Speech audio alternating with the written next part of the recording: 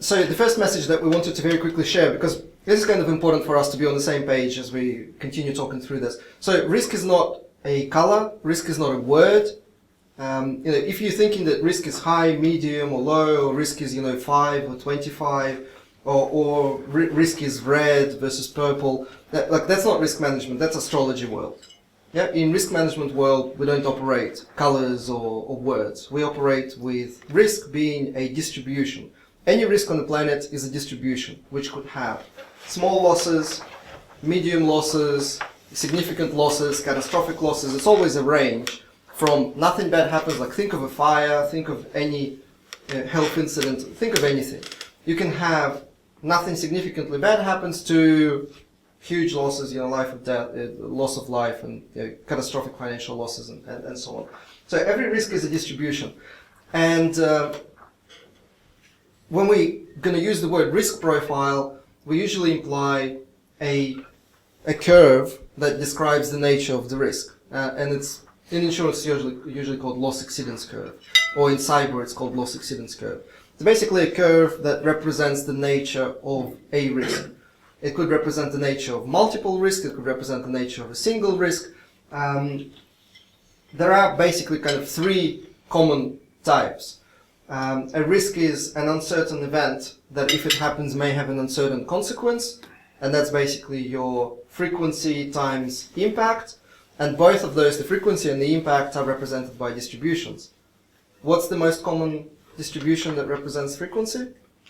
I know. Croissant? Of course, yeah. The fish distribution. So, and again, if you don't know the answer to that, that's fine. It just means you're not a generator. But who did know the answer? Who did know the Poisson distribution? Who knew about the Poisson distribution? Sorry, who did? Who did know about the Poisson distribution? Right. Yeah. Okay. And do you don't know about it? Okay. And who knows about the log normal, for example? Who's heard of the log normal? Right. I know the distributions, but my weak point there is I don't know when to use the right one. Ah. So. Yeah. Okay, so that's again. This is a perfect example, and thank you for saying that, because this is a perfect example of a user versus the generator. Generator knows exactly which distributions to use when, and it's not a challenge. And although you can use software to actually fit the distribution to a data, or you can use Metalog to fit, basically to create the distribution specifically designed for some data set.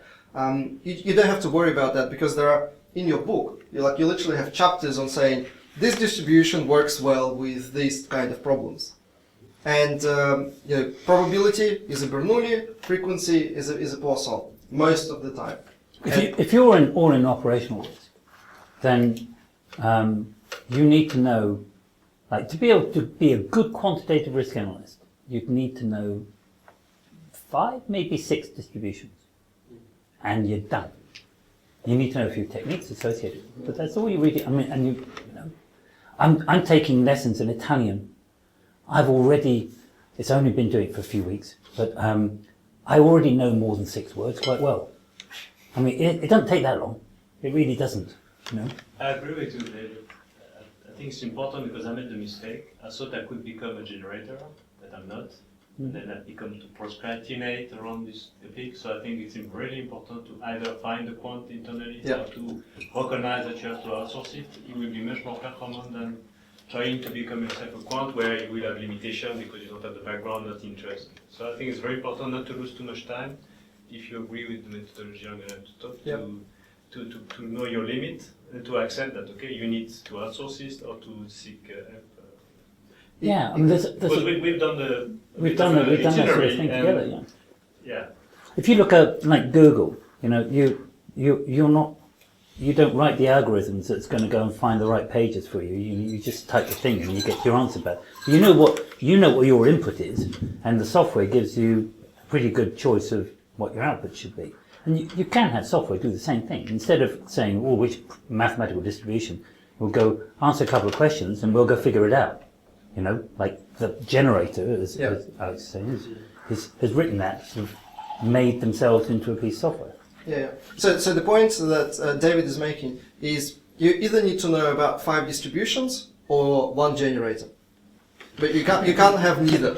You either need to find somebody who knows, or you need to know it yourself. And we will discuss how there are 3 levels of risk analysis, and how you can get away with the first level, maybe even the second level, and then for the third level you only can do with the generator because the problems are quite complex.